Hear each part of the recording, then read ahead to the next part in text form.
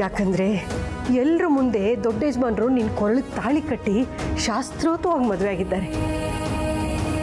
ಹಾಗಂತ ತನ್ನ ಕನಸಿನ ಸೊಸೆನ ಕಳ್ಕೊಳ್ಳೋಕ್ಕೆ ಅಮ್ಮವರು ತಯಾರಿಲ್ಲ. ಅದಕ್ಕೋಸ್ಕರ ಅವ್ರ ಕನಸನ್ನು ಸಾಕಾರ ಮಾಡ್ಕೊಳ್ಳೋದಕ್ಕೆ ನಿನಗೊಂದು ಅವಕಾಶ ಕೊಟ್ಟಿದ್ದಾರೆ. ಉಪಯೋಗಿಸ್ಕೋಪಾರು. ಯಾವುದೇ ಕಾರಣಕ್ಕೂ ಹಿಂದೆ ಸರಿಯೋ ಯೋಚನೆ ಮಾಡಬೇಡಮ್ಮ.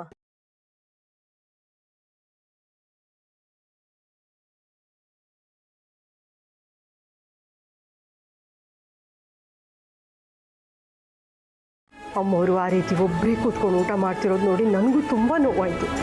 ಆದರೆ ಏನು ಮಾಡೋದಕ್ಕಾಗತ್ತೆ? ಇದು ಅಮ್ಮವರೇ ಕೊಟ್ಟಿರೋ ಪರೀಕ್ಷೆ ಅಲ್ವಾ? ಅವರು ಎಷ್ಟು ಧೈರ್ಯವಾಗಿ ಎದುರಿಸ್ತಾ ಇದ್ದಾರೋ ನೀನು ಅಷ್ಟೇ ಧೈರ್ಯವಾಗಿ ಅದನ್ನು ಎದುರಿಸ್ಬೇಕು. ಕರಗಬೇಡ ಪಾರು. ಇಂಥ ಅವಕಾಶ ಮತ್ತೆ ಬೇಕು ಅಂದರೆ ಸಿಗಲ್ಲ. ಗಟ್ಟಿಯಾಗಿರು. ನೀನು ಈ ಪರೀಕ್ಷೆಯಲ್ಲಿ ಗೆದ್ದರೆ ಎಲ್ರಿಗಿಂತ ತುಂಬ ಖುಷಿ ಪಡೋಳು ನಾನೇ ಕಣೆ. ನಿನ್ನ ಈ ಮನೆಗೆ ಕೆಲಸಕ್ಕೆ ಬಂದಾಗಲಿಂದ ನೋಡಿದ್ದೀನಿ. ತಾಯಿ ಸ್ಥಾನ ಕೊಟ್ಟಿದ್ದೀನಿ. ಸಾಯೋವರೆಗೂ ನಿನ್ನ ಜೊತೆಯಲ್ಲೇ ಇರಬೇಕು ಅಂತ ನನ್ನ ಆಸೆ ಕಣಮ್ಮ. ಅದು ಈ ಮನೆ ಸೊಸೆಯಾಗಿರ್ತೀಯ ಅಂದರೆ ಅದಕ್ಕಿಂತ ಬೇರೆ ಭಾಗ್ಯ ಇನ್ನೇನಿದೆ ಹೇಳು? ದಯವಿಟ್ಟು ಆಗಲ್ಲ ಅಂತ ಅನ್ಬೇಡಮ್ಮ. ಕೆಲವ್ರಿಗೆ ಅದೃಷ್ಟದ ಬಾಗಿಲು ತೆಗೆದಿದ್ರು ಒಳಗಡೆ ಹೋಗೋ ಅವಕಾಶ ಇರಲ್ಲ. ಆದರೆ ನಿನಗ ಆ ಅವಕಾಶ ಇದೆಮ್ಮ. ದಯವಿಟ್ಟು ಉಪಯೋಗಿಸ್ಕೊಮ್ಮ.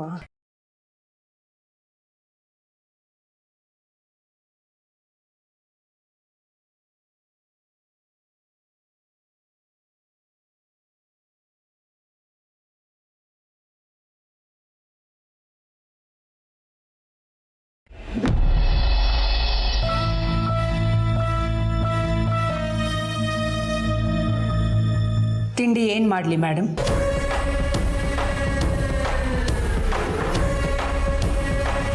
ಅಮ್ಮ, ನೀವು ನನ್ನನ್ನು ಈ ರೀತಿ ಕರೀತಾ ಇದ್ದೀರಾ? ಹೌದು.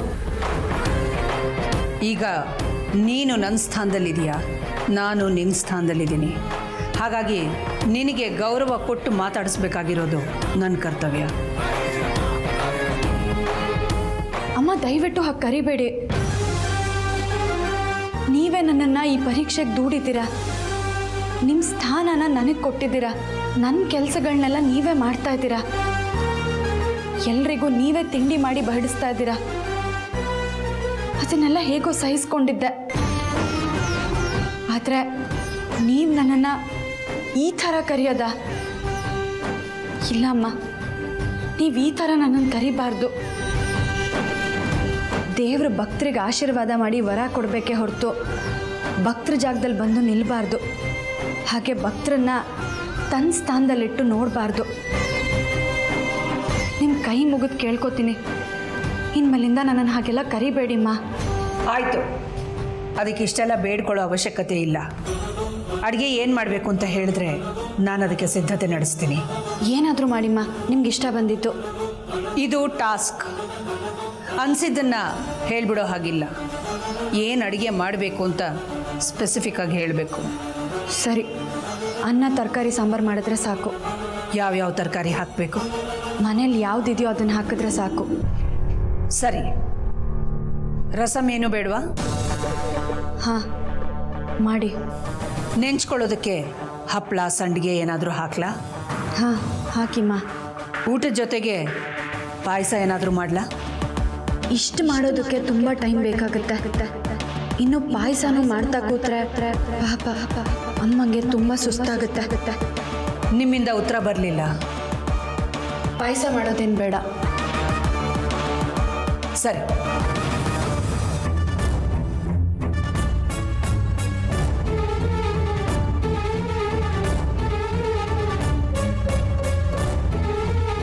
ಅಮ್ಮ, ಕಾಫಿ. ಎಲ್ಲರೂ ಕಾಫಿ ತಗೊಳ್ಳಿ.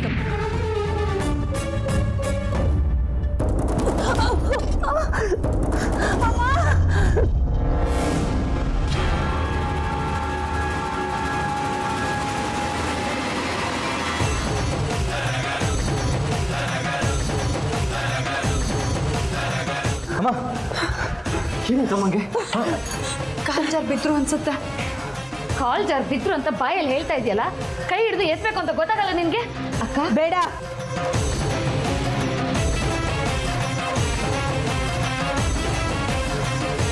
ನನಗೆ ಯಾರ ಸಹಾಯದ ಅವಶ್ಯಕತೆನೂ ಇಲ್ಲ. ನಾನೇ ಹೇಳ್ತೀನಿ.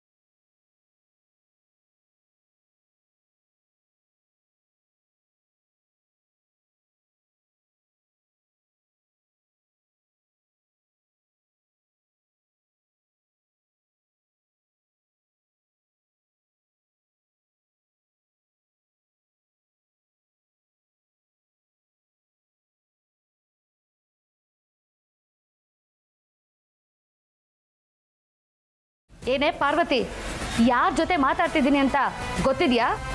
ಚೆನ್ನಾಗಿ ಗೊತ್ತಿದ್ದೇ ಮಾತಾಡ್ತಾ ಇರೋದು. ನಾನು ಮಾತಾಡ್ತಿರೋದ್ರಲ್ಲಿ ಏನೂ ತಪ್ಪಿಲ್ಲ.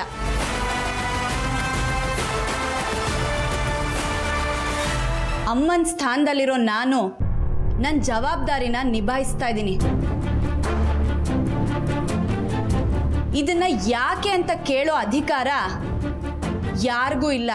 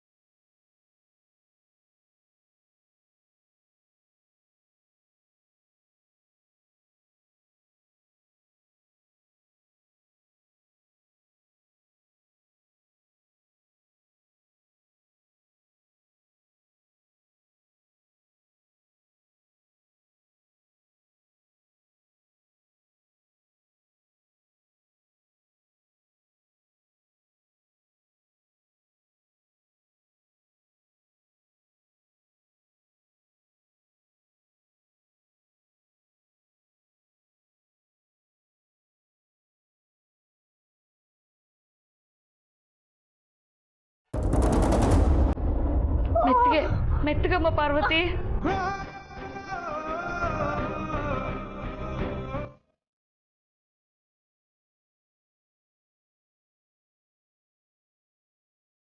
ಪಾರ್ವತಿ, ನಾನೀಗ ಹೇಳ್ತೀನಿ ಅಂತ ಬೇಜಾರು ಮಾಡ್ಕೋಬೇಡ, ಕೋಪನೂ ಮಾಡ್ಕೋಬೇಡ.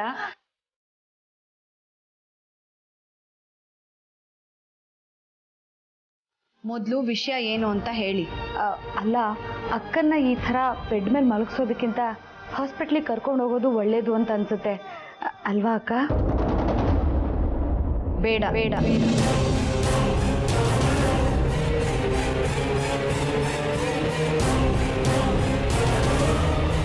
ಯಾಕಮ್ಮ ಪಾರ್ವತಿ, ಅಕ್ಕ ಇದೇ ನೋವಲ್ಲಿ ಮಲಗಿರ್ಬೇಕಾ? ಅಮ್ಮನ ನೋವನ್ನ ಹೇಗೆ ಹೋಗಿಸ್ಬೇಕು ಅಂತ ನನಗೆ ಗೊತ್ತಿದೆ. ಅದನ್ನ ಯಾರಿಂದನೂ ಹೇಳಿಸ್ಕೊಳ್ಳೋ ಅವಶ್ಯಕತೆ ನನಗಿಲ್ಲ.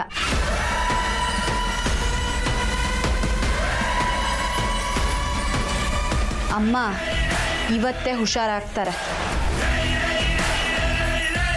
ಹೇಗೆ? ನಾನು ಕೊಡೋ ಔಷಧಿಯಿಂದ. ನನಗೆ ಯಾವ ಔಷಧಿನೂ ಬೇಕಾಗಿಲ್ಲ. ದಾಮಿನಿ, ಅಕ್ಕ ಅಲ್ಲಿ ಡ್ರಾವರಲ್ಲಿ ಪೇನ್ ರಿಲೀಫ್ ಸ್ಪ್ರೇ ಇದೆ, ತಗೊಂಡ್ ಬಾ. ಹಾಂ ಅಕ್ಕ. ನಿಂತ್ಕೊಳ್ಳಿ.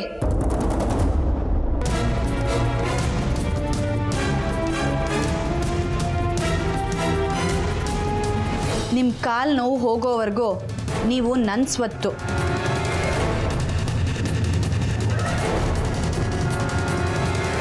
ನಾನೇ ನಿಮಗೆ ಸೇವೆ ಮಾಡಬೇಕು, ನಿಮಗಾಗಿರೋ ನೋವನ್ನ ಹೋಗಿಸ್ಬೇಕು.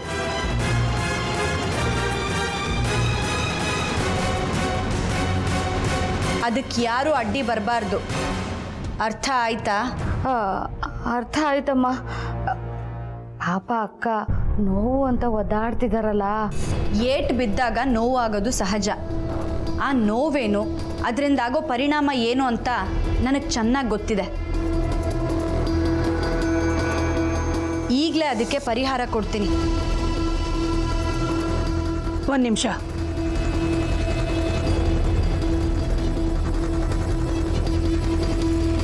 ನಾನು ಈಗ ಕೇವಲ ಒಬ್ಬ ಕೆಲಸದವಳು, ನೀವು ಯಜಮಾನಿ. ಅಂಥದ್ರಲ್ಲಿ ಯಜಮಾನಿ ಕೆಲಸದವಳು ಸೇವೆ ಮಾಡೋದು ಎಷ್ಟು ಸರಿ?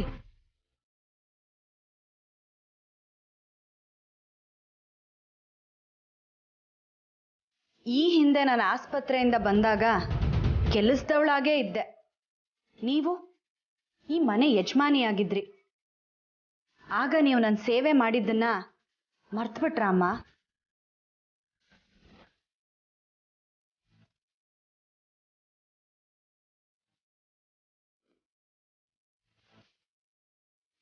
ಆಗ ನಾನೇನಾದ್ರೂ ನಿಮ್ಮನ್ನ ನನಗೆ ಸೇವೆ ಮಾಡಿ ಅಮ್ಮ ಅಂತ ಕೇಳ್ಕೊಂಡಿದ್ನಾ? ಇಲ್ವಲ್ಲ.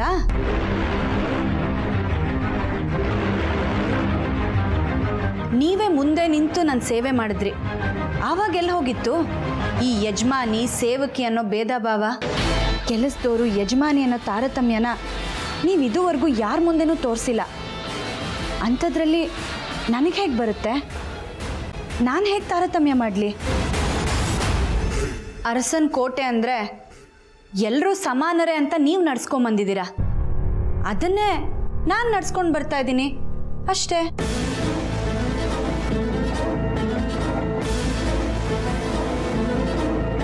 ಅಷ್ಟೇ ಯಾಕೆ?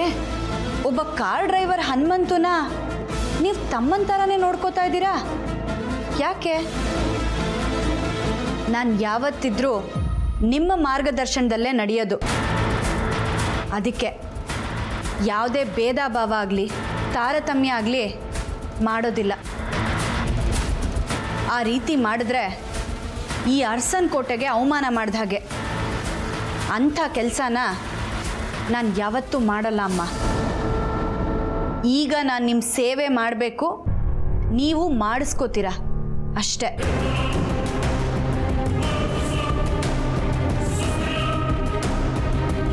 ಇದರಲ್ಲಿ ಯಾವ ಬದಲಾವಣೆನೂ ಇರಲ್ಲ.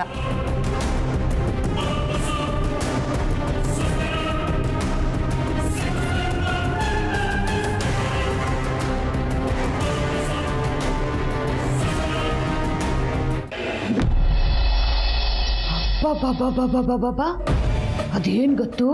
ಅದೆಂಥ ಮಾತು ಫ್ರೆಂಡ್ಸ್. ಅವಳ ಆವಾಜ್ಗೆ ನನ್ನ ಗಾಡ್ಜಿಲ್ಲ ಸಿಂಡ್ರೆಲ್ಲ ಎಲ್ಲ ಪಾಪ ಬೆದ್ರಕೊಂಡು ಹೂಲಿ ಸೇರ್ಕೊಂಡ್ಬಿಟ್ಟಿದ್ದಾವೆ. ಬಾಯಿ ಬಿಟ್ಟು ಹೇಳೋಣ ಅಂದರೆ ಮೀಟ್ರೆ ಸಾಕಾಗ್ತಾ ಇಲ್ಲ. ಅಲ್ಲ, ಅಷ್ಟೊಂದು ಸೈಲೆನ್ಸ್ ಆಗಿದ್ದವಳು KGF ಥರ ಒಂದೇ ಸಲ ವೈಲೆನ್ಸ್ ಆಗಿದ್ದು ಯಾಕೆ? ಅದಕ್ಕೇನು ಕಾರಣ ಇರ್ಬೋದು ಫ್ರೆಂಡ್ಸ್? ಸತ್ತೋಗಿರೋ ಅವ್ರ ಅಮ್ಮ ಏನಾದರೂ ಬಂದವಳಿಗೆ ಆಶೀರ್ವಾದ ಕೊಟ್ಬಿಟ್ರ? ಅಥವಾ ಅಕ್ಕ ಅವಳು ಹೇಳ್ದಂಗೆ ಕೇಳಿ ಅಂತ ನಿಂಬೆ ಹಣ್ಣೇನಾದರೂ ಮಂತ್ರಿಸ್ಕೊಂಡು ಬಂದಿದ್ದಾಳ? ಫ್ರೆಂಡ್ಸ್, ನಾನು ಒಬ್ಬ ಒಳ್ಳೆ ಮಂತ್ರವಾದಿಗೆ ಫೋನ್ ಮಾಡಿ 4 ಸ್ಟ್ರಾಂಗ್ ಆಗಿ ಲಿಂಬೆ ಹಣ್ಣುಗಳನ್ನ ಮಂತ್ರಿಸಿಟ್ಟಿರು, ಮುಂದಿನ ಅಮಾವಾಸ್ಯೆಗೆ ಕೊರಿಯರ್ ಮಾಡಿಬಿಡು ಅಂತ ಹೇಳ್ಬಿಡ್ತೀನಿ. ಒಳ್ಳೇದಲ್ವಾ ಫ್ರೆಂಡ್ಸ್? ಬೇಡಪ್ಪ. ಯಾಕೆ ಫ್ರೆಂಡ್ಸ್? 2 ರೂಪಾಯಿದು ನಿಂಬೆಹಣ್ಣು 10 ರೂಪಾಯಿ ಆಗಿದೆ. ಹೌದಾ? ಯಾಕೆ? ನಿನ್ನಂಥ ತಲೆ ಕೆಟ್ಟವರು ನಿಂಬೆಹಣ್ಣನ್ನು ಶರ್ಬತ್ ಮಾಡ್ಕೊಂಡು ಕುಡಿಯೋದು ಬಿಟ್ಟು ಬೇರೆಯವ್ರ ಮನೆಯನ್ನು ಬರ್ಬಾದ್ ಮಾಡೋದಕ್ಕೆ ಉಪಯೋಗಿಸ್ತಿದ್ದೀರಲ್ಲ, ಅದಕ್ಕೆ ನಿಂಬೆಹಣ್ಣು ರೇಟು ಆಕಾಶನ ಟಚ್ ಮಾಡ್ತಾ ಇದೆ. ಈ ಕರ್ಕಶ ಧ್ವನಿಲ್ಲ ಎಲ್ಲೋ ಕೇಳ್ದಂಗಿದೆಯಲ್ಲ. ಹಿಂದೆ ತಿರುಗಿ ನೋಡಿದ್ರೆ ಗೊತ್ತಾಗುತ್ತೆ. ನಿಮ್ಗೆ ಯಾವಾಗ್ರಿ ಬಂತು ಹಿಂಗೆ ಕತ್ ಕೇಳಿಸ್ಕೊಳ್ಳೋ ಕೆಟ್ಟ ಬುದ್ಧಿ? ನೀನು ಯಾವಾಗ ಬೇರೆಯವ್ರ ಜೀವನದಲ್ಲಿ ಚೆಲ್ಲಾಟ ಆಡೋಕ್ಕೆ ಶುರು ಮಾಡಿದ್ಯೋ ಆವತ್ತೇ ಬಂತು ಕಣೆ. ನಾನು ಬೇರೆಯವ್ರ ಜೀವನದಲ್ಲಿ ಚೆಲ್ಲಾಟ ಆಡಿದ್ರೆ ನಿಮಗೇನ್ರಿ ಸಂಕಟ? ಸಂಕಟ ಅಲ್ಲ ಕಣೆ, ತಿಕ್ಕಾಟ, ಜಂಜಾಟ, ಬಡದಾಟ ಎಲ್ಲ. ಇದೇನ್ರಿ ನನ್ನ ಗಂಡ ಮೋಹನ್ ಅರ್ಥನೇ ಇಲ್ದಿರೋ ಥರ ಮಾತಾಡ್ತಿದ್ದೀರಾ? ನೋಡಿದಮ್ಮ, ಕೆಲವೊಂದು ಸಲ ಜೀವನ ಅಂದ್ರೇ ಅರ್ಥ ಆಗಲ್ಲ. ನಾವು ಯಾಕೆ ಬದುಕಿದ್ದೀವಿ, ನಾವೇನು ಮಾಡ್ತಿದ್ದೀವಿ ಅನ್ನೋದಕ್ಕೆ ಉತ್ತರನೇ ಸಿಗಲ್ಲ. ಅಂಥದ್ರಲ್ಲಿ ನಾವು ಹೇಳೋ ಮಾತುಗಳಿಗೆ ಉತ್ತರ ಸಿಗುತ್ತಾ? ಹಾಂ, ಆ ವಿಷಯ ಬಿಡು. ಇಲ್ಲಿ ಒಬ್ಬಳೇ ನಿಂತ್ಕೊಂಡು ಏನು ಮಾತಾಡ್ತಾ ಇದೆಯಾ? ನಿಂಬೆಹಣ್ಣು ತರಿಸ್ಬೇಕು ಅಂತ ಏನೋ ಗುಣಗಾಡ್ದಾಗಿತ್ತು. ಯಾರ ಮೇಲೆ ನಿನ್ನ ವಕ್ರ ದೃಷ್ಟಿ? ಯಾರ ಮೇಲಾದರೂ ಬಿದ್ದಿರಲಿ, ನಿಮಗೇನು ಕಷ್ಟ? ಲೇ, ನೀನು ಯಾರ ಮೇಲೆ ಒಟ್ಟುಗುಡ್ತಿದ್ಯಾ ಅಂತ ನನಗೆ ಚೆನ್ನಾಗಿ ಗೊತ್ತು ಕಣೆ. ಪಾರ್ವತಿ ಮೇಲೆ ತಾನೆ? ಹೌದು. ಏನೀಗ ಅಷ್ಟಕ್ಕೂ ಅಕ್ಕನ ಮುಂದೆ ಅವಳು ಅಷ್ಟೆಲ್ಲ ಅರ್ಚ್ಕೊಳ್ತಾ ಇದ್ರು ನಿಲ್ಸು ಅಂತ ಹೇಳೋದಕ್ಕೆ ಈ ಮನೇಲಿ ಯಾವೊಬ್ಬ ಗಂಡಸು ಬರಲಿಲ್ಲ. ಯಾಕೆ? ಯಾಕಂದ್ರೆ ಪಾರ್ವತಿ ನಡ್ಕೊಂಡಿದ್ದು ಸರಿಯಾಗೇ ಇತ್ತು ಕಣೆ, ಅದಕ್ಕೆ. ಏನು, ಅವಳು ಅಕ್ಕನ ಮುಂದೆ ಅಷ್ಟೆಲ್ಲ ಆರ್ಭಟ ಮಾಡಿದ್ದು ನಿಮ್ಗೆ ಸರಿ ಅಂತ ಅನ್ನಿಸ್ತಾ? ನಿಮ್ ಗಂಡಸರ ಜನ್ಮನೇ ಇಷ್ಟು. ಹೆಣ್ಮಕ್ಳನ್ನ ಕಂಡ್ರೆ ಸಾಕು ಬೆಣ್ಣೆ ತರ ಮನ್ಸು ಕರ್ಗೋಗ್ಬಿಡತ್ತೆ ಅಲ್ವಾ? ಲೇ, ನಿನ್ನಂತ ಕೆಟ್ಟ ಮನಸ್ಸಿರೋ ಹೆಂಗಸಿಗಿಂತ ನನ್ನಂತ ಅಯ್ಯೋ ಅನ್ನೋ ಗಂಡು ಜನ್ಮನೇ ಬೆಸ್ಟ್ ಕಣೆ. ಇತ್ತೀಚೆಗೆ ಜಾಸ್ತಿ ಆಯ್ತು ನಿಮ್ಮ ಮಾತು. ಟೈಮ್ ಬರ್ಲಿ ನಿಮ್ಮನ್ನ ವಿಚಾರಿಸ್ಕೋತೀನಿ. ಲೇ ದಡ್ಡಿ, ಟೈಮ್ಗೋಸ್ಕರ ನಾವು ಕಾಯಬಾರ್ದು ಕಣೆ. ಬರೋ ಟೈಮ್ನ ಚೆನ್ನಾಗಿ ಉಪಯೋಗಿಸ್ಕೋಬೇಕು. ಅದಿರಲಿ, ಇತ್ತೀಚೆಗಷ್ಟೇ ಪಾರ್ವತಿ ಹತ್ರ ಸಾರಿ ಕೇಳಿ ಕಾಂಪ್ರಮೈಸ್ ಆಗಿ ಹೆಲ್ಪ್ ಮಾಡ್ತೀನಿ ಅಂತ ಬಡಾಯಿ ಕೊಚ್ಕೊಂಡಿದ್ಯಲ್ಲ, ಅಂದ್ರೆ ಅದೆಲ್ಲ ಬುರುಡೆ ಬಿಟ್ಟಿದ್ದ? ಅಯ್ಯೋ ಇಲ್ಲ ರೀ ನನ್ನ ಗಂಡ ಮೋಹನ್. ಟಾಸ್ಕ್ ವಿಚಾರದಲ್ಲಿ ನಾನು ಪಾರ್ವತಿಗೆ ಸಪೋರ್ಟ್ ಮಾಡೋದು. ಆದ್ರೂ ಅವಳು ಅಕ್ಕನ ಮುಂದೆ ಆ ರೀತಿ ಎಲ್ಲ ಮಾತಾಡಿದ್ದು ತಪ್ಪು ಅಂತ ಅನ್ನಿಸ್ತು ಅಷ್ಟೇ. ಆ ವಿಚಾರದಲ್ಲಿ ನಾನು ಪಾರ್ವತಿಗೆ ಸಪೋರ್ಟ್ ಮಾಡೋದು. ನಿಮ್ಮ ಅಪ್ಪ ಅಮ್ಮ ಅದೇನಂತ ಹೆತ್ತುಬಿಟ್ರು ನಿನ್ನನ್ನು? ಯಾವಾಗ ನೋಡಿದ್ರು ಬೇರೆಯವ್ರ ಬಗ್ಗೆ ಕೆಟ್ಟದಾಗೆ ಯೋಚನೆ ಮಾಡ್ತಿರ್ತೀಯಲ್ಲ. ಹೋದ ಜನ್ಮದಲ್ಲಿ ಅದೇನಾಗುತ್ತಿದ್ಯಾ ನೀನು? ಮನ್ಸರಿ ಆಗ್ಬಿಟ್ಟಿದ್ದೆ. ಹೇಳೋ ನನ್ನ ಕರ್ಮ.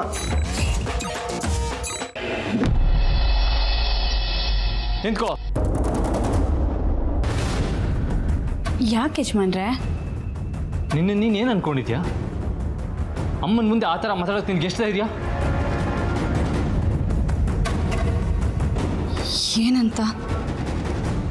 ಏನಂತಾನ? ಯಾಕೆ ಏನು ಮಾತಾಡಿದೆ ಅನ್ನೋದು ಅಷ್ಟು ಬೇಗ ಮರ್ತುಬಿಟ್ಯಾ? ಅಲ್ಲ, ಅಮ್ಮನ ಮುಂದೆ ಅಧಿಕಾರ ಇದೆ ಅನ್ನೋ ದರ್ಪದಲ್ಲಿ ಹಾಗೆ ಮಾತಾಡ್ದಿಲ್ಲ, ಅದು ನಿನಗೆ ಸರಿ ಅನ್ನಿಸ್ತಾ? ಏನಕ್ಕೆ ಅಮ್ಮನ ಬೆದರಿಸ್ದೆ? ಏನಕ್ಕೆ ಎದುರಿಸ್ದೆ ಹೇಳೋ? ಇದೇ ಲಾಸ್ಟ್. ಇನ್ನೊಂದು ಸಲ ಅಮ್ಮ ಕೊಟ್ಟಿರೋ ಅಧಿಕಾರನ ದುರುಪಯೋಗ ಪಡಿಸ್ಕೊಂಡ್ರೆ ಸರಿ ಇರಲ್ಲ. ಸರಿ ಯಜಮಾನ್ರೆ, ಆದರೆ ನಾನು ಯಾವತ್ತೂ ಅಮ್ಮ ಕೊಟ್ಟಿರೋ ಅಧಿಕಾರನ ದುರುಪಯೋಗ ಪಡಿಸ್ಕೊಂಡಿಲ್ಲ. ಜೊತೆಗೆ ಅಮ್ಮನ್ನ ಗದರಿಸಿ ಬೆದರಿಸಿದ್ದು ಅವ್ರ ಕಾಲು ನೋವು ವಾಸಿ ಆಗಲಿ ಅಂತ ಹೊರತು ಬೇರೆ ಇನ್ಯಾವ ಕಾರಣನೂ ಇಲ್ಲ. ನೀವೇ ನೋಡಿದ್ರಲ್ವಾ ಅಮ್ಮ ಹೇಗೆ ಮಗು ಥರ ಹಠ ಮಾಡ್ತಿದ್ರು ಅಂತ. ನಾನು ಆ ರೀತಿ ಜೋರು ಮಾಡಿರಲಿಲ್ಲ ಅಂದಿದ್ರೆ ಅವ್ರು ಖಂಡಿತ ಬರ್ತಾ ಇರಲಿಲ್ಲ. ಅದಕ್ಕೆ ನಾನು ಆ ರೀತಿ ನಡ್ಕೊಂಡೆ ಅಷ್ಟೆ. ಆದರೆ ನನ್ನ ಮನಸ್ಸಲ್ಲಿ ಯಾವತ್ತಿದ್ರು ಅಮ್ಮಂಗೆ ದೇವರ ಸ್ಥಾನ ಕೊಟ್ಟಿದ್ದೀನಿ. ಅವ್ರ ಸೇವೆ ಮಾಡೋದೇ ನನ್ನ ಪುಣ್ಯ ಅಂತ ಅಂದ್ಕೊಂಡಿದ್ದೀನಿ. ದಯವಿಟ್ಟು ನನ್ನ ತಪ್ಪು ತಿಳ್ಕೊಬೇಡಿ.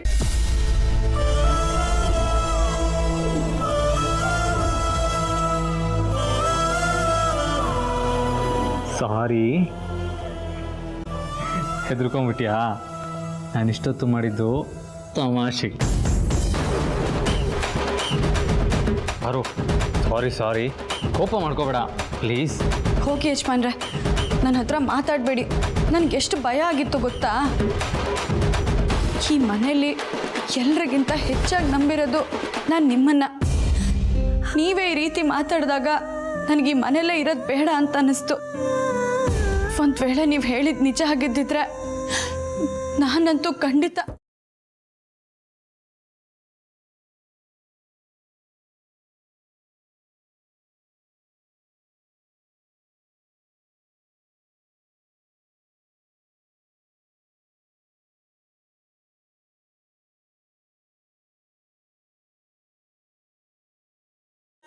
ಮನೆ ಬಿಟ್ಟು ಹೋಗೋ ಯೋಚನೆ ಕನಸಲ್ಲೂ ಮಾಡಬೇಡ. ಅಷ್ಟಕ್ಕೂ ನೀನಿಲ್ಲದೆ ನಾನು ಹೇಗಿರಲಿ ಹೇಳು? ಮತ್ತೆ ಯಾಕೆ ನೀವು ನನ್ನ ಜೊತೆ ಹಾಗೆ ಮಾತಾಡಿದ್ರಿ? ಹೇಳಿದ್ನಲ್ಲ ತಮಾಷೆಗೆ ಅಂತ, ಸುಮ್ಮನೆ ರೇಗಿಸ್ದೆ ಅಷ್ಟೇ. ಅದನ್ನ ಯಾರಾದರೂ ತಮಾಷೆ ಅಂತಾರಾ? ಆಯಿತು ಮೇಡಮ್, ನಾನು ಮಾಡಿದ್ದು ತಪ್ಪಾಯಿತು. ದಯವಿಟ್ಟು ನನ್ನ ಕ್ಷಮಿಸ್ತೀರಾ? ಪಾರು, ಅಮ್ಮನ ಮುಂದೆ ಅಷ್ಟೊಂದು ಗಟ್ಟಿಯಾಗಿ ಮಾತಾಡ್ತೀಯಲ್ಲ, ಅಷ್ಟು ಧೈರ್ಯ ನಿನಗೆ ಎಲ್ಲಿಂದ ಬಂತು? ಗೊತ್ತಿಲ್ಲ ಯಜಮಾನ್ರೆ, ಅಮ್ಮ ನೋವು ಅನುಭವಿಸ್ತಿರೋದನ್ನ ಸಹಿಸೋಕ್ಕಾಗಲಿಲ್ಲ. ಯಾರು ಎಷ್ಟೇ ಹೇಳಿದ್ರು ಯಾರ ಮಾತನ್ನು ಕೇಳದೆ ನೋವು ಅನುಭವಿಸ್ತಿದ್ರಲ್ಲ, ಅದಕ್ಕೆ ನನಗೆ ಕೋಪ ಬಂತು. ಆದರೆ ಅಮ್ಮನ್ನ ಇವತ್ತು ಅಮ್ಮನ ಥರ ನೋಡಿದೆ, ಮಗು ಥರ ನೋಡಿದೆ. ನಿಜ ಪಾರು, ಅಮ್ಮ ಇವತ್ತು ಚಿಕ್ಕ ಮಗು ಥರನೇ ಆಡ್ತಾಯಿದ್ರು. ಈ ಚಿಕ್ಕ ಮಕ್ಕಳು ಹಠ ಮಾಡಿದಾಗ ಅದರ ಹೆತ್ತ ತಾಯಿ ಈ ಗದರಿಸೋದು ಬೆದರಿಸೋದು ಎಲ್ಲ ಮಾಡ್ತಾರಲ್ಲ, ಹಾಗೆ ನೀನು ತಾಯಿ ಸ್ಥಾನದಲ್ಲಿ ನಿಂತು ಅದನ್ನೆಲ್ಲ ಮಾಡಿದೆ. ಅಮ್ಮನ ತುಂಟು ಹಠ, ಹುಸಿ ಕೋಪನೆಲ್ಲ ನೀನು ನಿಭಾಯಿಸಿದ ರೀತಿ ನನಗೆ ತುಂಬಾ ಇಷ್ಟ ಆಯಿತು. ಆ್ಯಕ್ಚುಲಿ ನನಗೆ ತುಂಬ ಆಶ್ಚರ್ಯ ಆಯಿತು. ಪಾರು, ಇದೇ ಥರ ಅಮ್ಮ ಕೊಡೋ ಎಲ್ಲ ಸವಾಲನ್ನು ಧೈರ್ಯವಾಗಿ ಎದುರಿಸ್ಬೇಕು. ಪ್ರತಿ ಪರೀಕ್ಷೆಯಲ್ಲೂ ಗೆಲ್ತಾ ಹೋಗಬೇಕು, ಆಯಿತಾ? ಸರಿ ಯಜಮಾನ್ರೆ, ಬನ್ನಿ ಮೊದಲು ಅಮ್ಮನ ಕಾಲು ನೋವಿಗೆ ಔಷಧಿ ತಯಾರು ಮಾಡಬೇಕು.